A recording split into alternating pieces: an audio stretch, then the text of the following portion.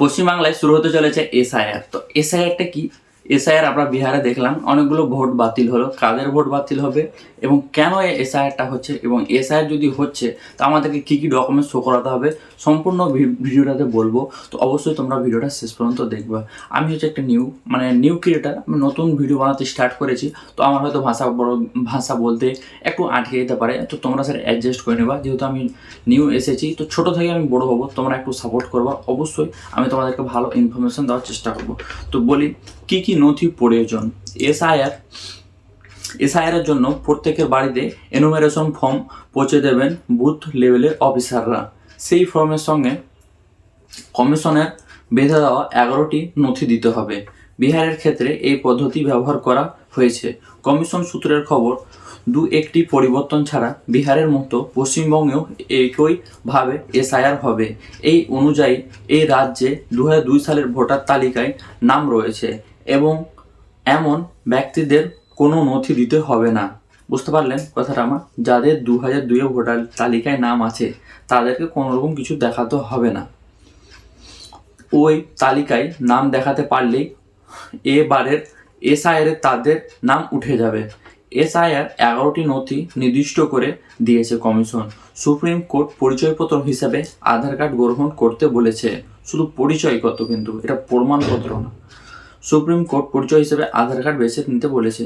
Commission জানিয়েছে এই 11টির মধ্যে যে কোনো একটি নথি এবং 2002 সালের তালিকায় বাবা অথবা মায়ের নাম রয়েছে প্রমাণ করতে পারলেই নতুন তালিকায় নাম উঠবে। কমিশনের নির্দিষ্ট 11টি নথি কি কি, চলো এবার বলি 11টি ডকুমেন্টস কি কি লাগবে। 1 নম্বর হচ্ছে কেন্দ্রীয় অথবা রাজ্য সরকারের কর্মী হিসাবে কাজ করছেন অথবা পেনশন পান এবং পরিচয়পত্র, এটা হয়ে গেল। 2 নম্বর 1987 সালের 1 জুলাইয়ের আগে ব্যাংক, পোস্ট অফিস, এলআইসি, স্থানীয় প্রশাসনের দেওয়া যে কোনো নথি। 3 নম্বর হচ্ছে জন্ম সংবাদপত্র, পাসপোর্ট, মাধ্যমিক বা তার অধিক কোনো শিক্ষাগত সংবাদপত্র। 6 নম্বর হচ্ছে রাজ্য সরকারের উপযুক্ত কর্তৃপক্ষের জাতিগত শংসাপত্র। 9 নম্বর হচ্ছে কোনো নাগরিকের ন্যাশনাল রেজিস্টার। 10 নম্বর হচ্ছে স্থানীয় প্রশাসনের দেওয়া পারিবারিক রেজিস্টার। 11 নম্বর হচ্ছে জমি অথবা বাড়ির দলিল।